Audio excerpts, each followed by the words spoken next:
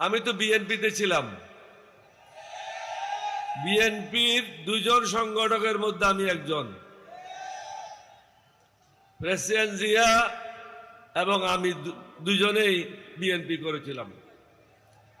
মুক্তিযুদ্ধের সময় ক্যাপ্টেন অলি আহমদ হিসাবে সর্বপ্রথম পাকিস্তানের বিরুদ্ধে বিদ্রোহ করেছিলাম। শহীদ রাষ্ট্রপতি জিয়াউর রহমান সওয়াত জাহাজ থেকে অস্ত্র খালাসের জন্য তাকে নির্দেশ দেওয়া হয়েছিল। তখনও পর্যন্ত আমরা বিদ্রোহ করব এই পরিকল্পনা চূড়ান্ত হয় নাই। তিনি যাচ্ছিলেন চট্টগ্রাম বন্দরের দিকে। ইতিমধ্যে আমি যখন খবর পেলাম ঢাকাতে শুরু হয়ে গেছে গোলাগুলি, চট্টগ্রাম সেনানিবাসে গোলাগুলি শুরু হয়েছে, অষ্টম বেঙ্গল সেনাদেরকে নিয়ে আমি বিদ্রোহ করি।